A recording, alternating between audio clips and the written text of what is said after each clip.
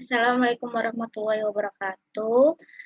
Bagaimana kabar teman-teman? Perkenalkan nama saya Retno.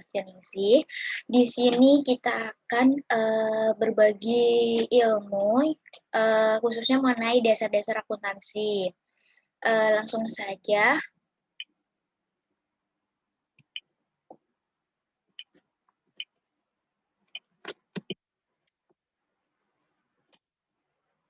Nah, ya untuk yang pertama, yang harus teman-teman tahu apa sih akuntansi itu? Jadi akuntansi itu menurut Financial Accounting Standard yaitu merupakan suatu aktivitas uh, data yang menyediakan informasi kuantitatif atau keuangan mengenai satuan-satuan ekonomi dan dimaksudkan untuk pengambilan keputusan. Uh, Kemudian menurut American Accounting Association, akuntansi itu merupakan proses pengidentifikasian, pengukuran, dan melaporkan informasi ekonomi, adanya penilaian dan keputusan yang jelas dan tegas bagi pengguna informasi. Nah, sedangkan menurut American Institute of Certified Public Accountant, accounting is the art of recording, classifying, and summarizing in a significant manner and term of money, transaction, and even which are in part at least of financial character and interpreting the result thereof. Nah, jadi bisa teman-teman simpulkan bahwa akuntansi itu suatu teknik atau seni mencatat, menggolongkan, menyimpulkan transaksi-transaksi atau semua kejadian yang bersifat keuangan dalam nilai mata uang serta menganalisis hasil teknik tersebut. Kemudian, teman-teman harus tahu juga tujuan dari akuntansi itu sendiri. Tujuan umum akuntansi yaitu menyediakan informasi ekonomis perusahaan yang relevan untuk pengambilan keputusan investasi dan kredit yang tepat. Ini untuk pihak-pihak yang menggunakan informasi akuntansi. Kemudian, menjadi media komunikasi bisnis antara manajemen dan pengguna eksternal mengenai posisi laporan keuangan. Kemudian menjadi bentuk pertanggungjawaban manajemen kepada pemegang saham terkait dengan jalannya perusahaan. Kemudian memberikan gambaran kondisi perusahaan setiap periode terkait pertumbuhan ataupun kemunduran dan perbandingan dengan perusahaan lain sejenisnya. Kemudian informasi akuntansi dapat digunakan sesuai dengan pihak pemakai yang pertama itu pihak-pihak yang berkepentingan pertama mengidentifikasi pemakai. Nah, di sini untuk pemakai kita bisa bagi dua, yaitu pihak eksternal dan pihak internal. Pihak eksternal itu seperti pelanggan, kreditur, pemerintah. Nah, informasi akuntansi ini untuk kreditur misalkan atau untuk pelanggan. Kalau pelanggan kan untuk mengetahui oh perusahaan itu bagus gitu. Kalau untuk kreditur itu untuk memberikan pinjaman misalkan bank kepada perusahaan. Jadi dari laporan akuntansi ini bank yang memberi pinjaman dana ini bisa menilai bahwa perusahaan ini layak untuk dipinjamin atau tidak. Dan untuk pemerintah, jadi informasi akuntansi ini digunakan untuk menetapkan jumlah besarnya pajak untuk perusahaannya. Nah, kemudian untuk pihak internal ini yaitu pemilik, manajer, dan karyawan. Sama seperti pemilik itu, akuntansi ini tuh untuk mengetahui bahwa perusahaannya itu ada kemajuan atau bahkan mengalami kemunduran gitu. Bagi manajer biasanya untuk untuk membuat strategi lain berkaitan dengan budgeting biasanya. Dan untuk karyawan juga mengetahui perusahaannya itu Wah, ternyata setiap tahunnya selalu meningkat dalam keuangannya. Berarti karyawan itu, mungkin bisa saja untuk menetapkan, meyakinkan bahwa saya bekerja di sini karena untuk, dari segi keuangan perusahaan ini mampu, gitu. Kemudian selanjutnya yang kedua, mengevaluasi kebutuhan informasi dan pemakai. Kemudian merancang sistem informasi akuntansi untuk memenuhi kebutuhan informasi pemakai. Dan yang keempat, mencatat data ekonomi mengenai kegiatan usaha dan hal-hal yang terjadi pada perusahaan. Kemudian menyiapkan laporan akuntansi untuk pemakai. Selanjutnya, eh, jadi di sini ada siklus akuntansi yang teman-teman harus pahami. Nah, akuntansi itu sebenarnya dimulai dari adanya bukti transaksi. Bukti transaksi ini bisa seperti kwitansi, memo, invoice gitu. Kemudian kemudian dicatat di jurnal transaksi atau biasanya disebut dengan jurnal umum. Kemudian masuk ke buku besar, kita posting ke buku besar. Buku besar ini di buku besar ini ada buku besar pembantu, di mana buku besar pembantu ini terdiri dari buku besar pembantu utang, buku besar pembantu piutang, dan persediaan. Di sini tujuannya buku besar pembantu itu untuk mempermudah mencatat saldo-saldonya, piutang, utang, ataupun persediaan. Kemudian kita masuk ke neraca saldo. Kemudian kita membuat jurnal penyesuaian.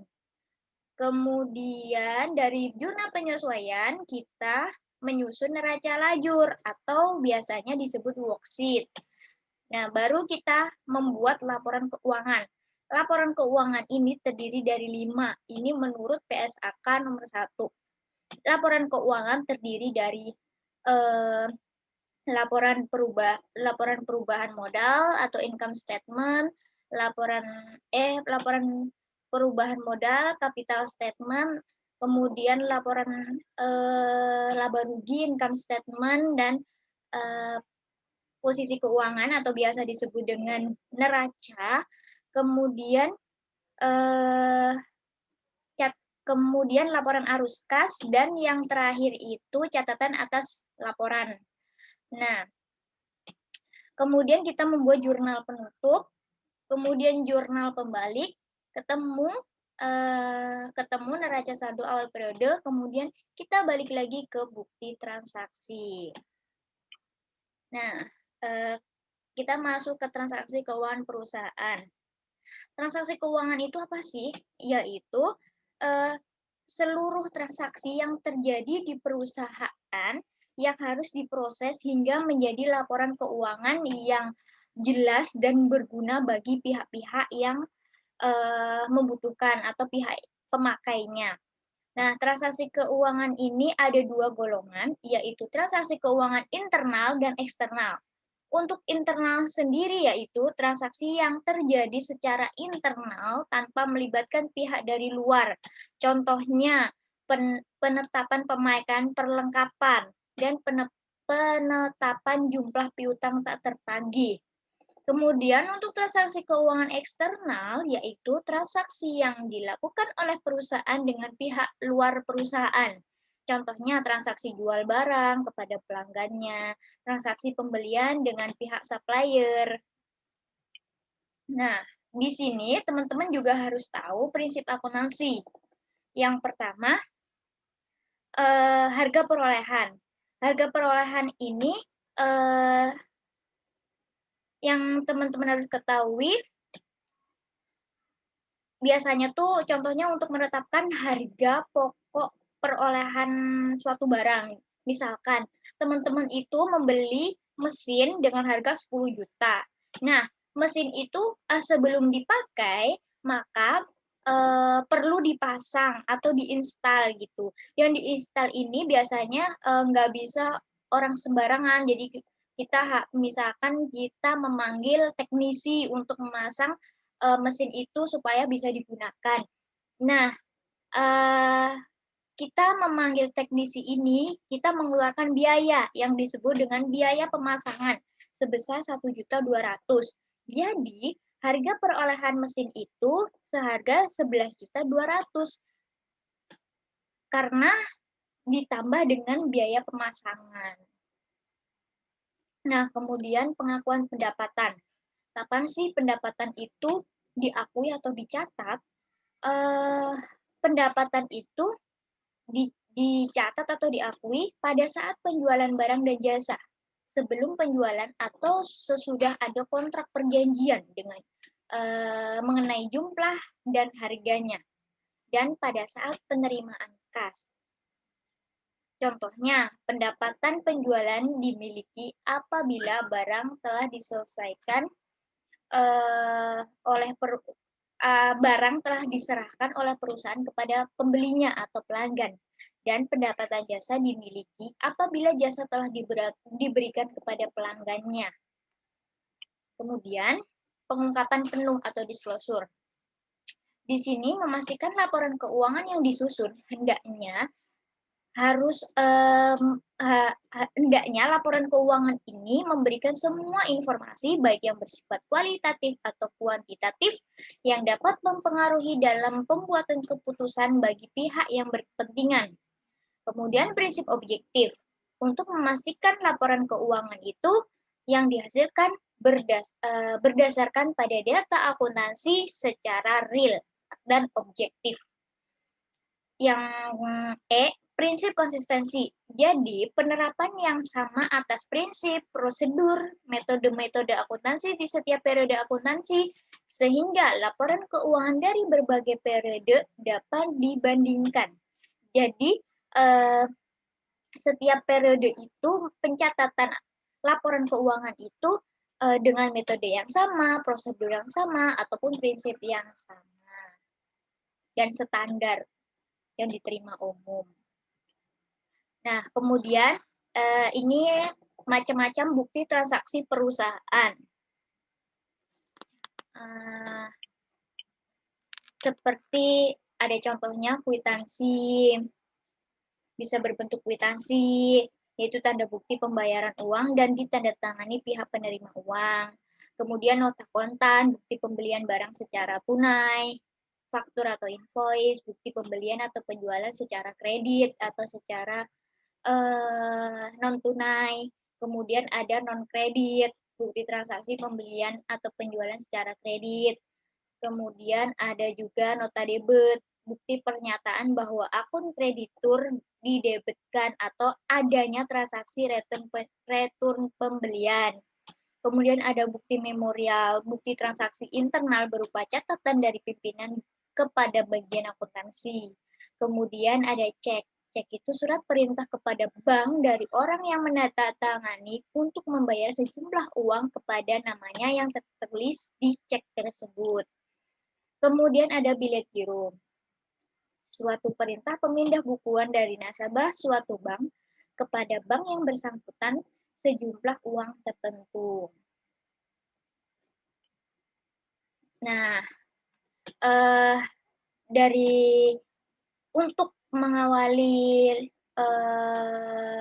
untuk menyusun laporan keuangan yang harus teman-teman tahu itu dari bukti transaksi, kita harus mengetahui apa itu akun. Akun itu yaitu suatu alat untuk mencatat transaksi-transaksi keuangan yang bersangkutan dengan aset, kewajiban, ekuitas, pendapatan, dan beban yang bertujuan untuk dasar penyusunan laporan keuangan. Nah, di sini teman-teman bisa menggolongkan akun, yaitu akun itu dibagi menjadi dua golongan, yaitu akun real dan akun nominal. Untuk akun real itu terdiri dari akun aset, yang terdiri biasanya akun aset ini bisa berupa akun kas, akun piutang, akun persediaan. Nah, untuk akun kewajiban biasanya ada utang usaha, utang hipotek, dan yang berkaitan dengan hutang-hutang atau hutang bank. Kemudian akun ekuitas. Akun ekuitas ini akun modal. Biasanya ya kayak modal awal. Nah, kemudian akun-akun nominal ini terdiri dari akun pendapatan dan akun beban. Akun pendapatan itu misalnya pendapatan jasa. Kemudian akun beban. Akun beban ini contohnya beban listrik, biaya telepon, dan beban iklan dan lain-lainnya yang dikeluarkan dalam proses operasional perusahaan. Nah, dari akun-akun tersebut itu jadi kita itu memberikan kode setiap akunnya agar tersusun dengan rapi. Nah, di dalam peraturan pengakuan kode akun ini sudah dikasih kode setiap akunnya. Jadi, kelompok harta ini diberi kode 100 sampai 199. Misalnya, kas itu kita kasih kode 101 atau 101 dan seterusnya. Untuk akun utang kita kasih kode 200 sampai 299. Modal 300 sampai 399. Akun pendapatan 400 sampai 499 dan beban 500 sampai 599. Nah, pengkodean akun ini fungsinya untuk mengelompokkan akun atau perkiraan untuk memudahkan mencari akun. Nah di sini kita memberikan pengertian setiap akunnya apabila misalkan teman-teman masih bertanya-tanya, kas itu sebenarnya apa, piutang apa, dividen apa, dan lain-lainnya. Di sini kita mencoba menjelaskan, semoga teman-teman bisa memahami arti terminologi dalam akuntansi. Kas itu alat pembayaran yang dimiliki perusahaan dan siap digunakan seperti uang kontan. Nah, biasanya kas ini berupa uang. Nah, untuk piutang, jadi untuk piutang usaha, misalkan nih, saya kasih contoh. Kita ini sebagai perusahaan A, dan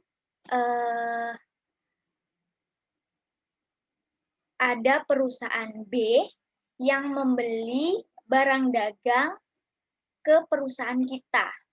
Jadi kita menjual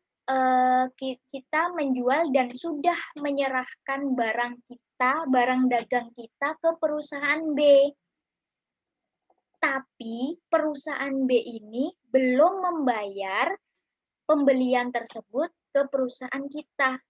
Jadi pencatatan atau pengakuan di perusahaan kita yaitu sebagai piutang karena kita sudah menjual barang dagang kita tetapi perusahaan B belum membayar ke kita.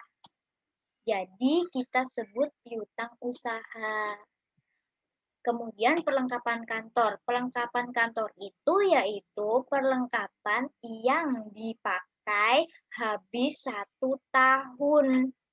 Maksudnya seperti kertas, seperti ATK, pulpen. Kemudian peralatan kantor. Peralatan kantor ini seperti mesin, komputer, meja, karena bisa digunakan lebih dari 1 tahun. Nah, untuk kendaraan yaitu seperti mobil, angkutan atau truk, tuh. Terus bangunan itu ya gedung permanen yang dimiliki perusahaan. Misalkan kayak bangunan yang digunakan untuk operasional perusahaan ini. Kemudian tanah, perusahaan memiliki tanah. Kemudian utang usaha. Nah, utang usaha itu misalkan kita membeli bahan-bahan untuk proses proses pembuatan proses proses pembuatan, misalkan kita mau membuat sepatu. Nah, bahan-bahan untuk membuat sepatu ini kita membeli kepada supplier. Nah, kita tapi belum membayar kepada supplier karena kita membelinya itu secara kredit atau secara hutang. Jadi, kita mempunyai hutang ke supplier ini atau bisa ini namanya utang usaha. Kemudian modal itu pemilik yang menyetorkan sejumlah uang atau modalnya ke perusahaan kita. Nah, kemudian laba ditahan. Laba ditahan ini atau biasa disebut retained earning. Nah, laba ditahan ini akumulasi laba usaha yang diperoleh perusahaan selama beberapa tahun dari akibat dari operasional kita yang tidak dibagikan kepada pemegang saham. Kemudian dividen. Dividen ini sebenarnya laba yang dibagikan kepada pemegang saham. Kemudian pendapatan. Pendapatan ini kenaikan modal perusahaan akibat penjualan produk perusahaan. Beban. Beban itu biaya yang dikeluarkan dalam proses operasional perusahaannya yang di setiap periodenya. Nah, sampai di sini saja untuk pengantar akuntansinya. Mohon maaf apabila kurang jelas atau masih bingung dari penjelasan saya. Mungkin nanti kalian bisa membaca sendiri atau belajar sendiri dari penjelasan materi yang saya berikan ini. Semoga bermanfaat. Assalamualaikum warahmatullahi wabarakatuh.